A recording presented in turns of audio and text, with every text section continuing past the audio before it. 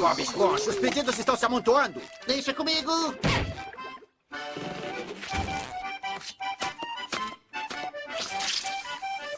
Rebola nos olhos. Vamos, Bob Esponja, depressa! Tá bom, tá bom.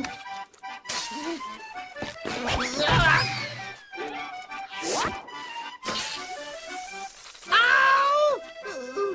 O pedido. Serve você, tô no intervalo. Tostão, aqui. O Sirigueijo tá distraído. É a minha chance. Aqui. Aqui está seu pedido, senhor. Sinto muito, mas não pedi lábios acompanhando meu hambúrguer. Oh, puxa. Vou gastar a minha grana em outro lugar.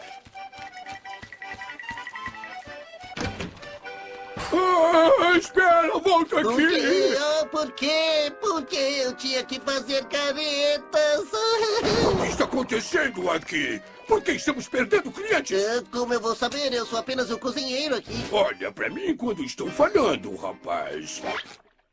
Eu quero ver a sua cara. Ei, já viu isso, seu Sirigueijo? Minha imitação de burrito. Bob Esponja, é melhor ficar em pé já ou eu... não é uma boa hora, Bob Esponja? Eu já sei o que está acontecendo. Você tinha que continuar fazendo careta, não é? Não ouviu o meu aviso, não é mesmo? Sinto muito, seu Sirigueijo. Achei que fosse mais uma de suas histórias. Estou perdendo o negócio porque você achava que era uma das minhas histórias. Ei, isso me deixa tão bravo que eu podia...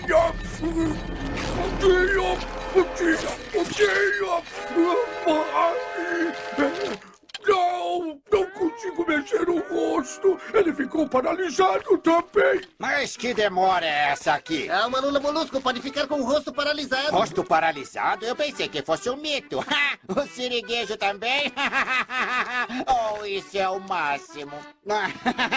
Oh.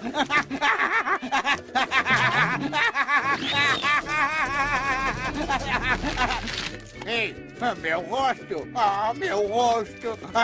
Oh, beleza! Olha o que vocês fizeram! Olha, o Lula Molusco ficou também.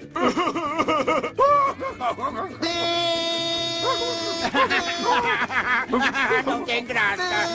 Pare, pare, pare, pare!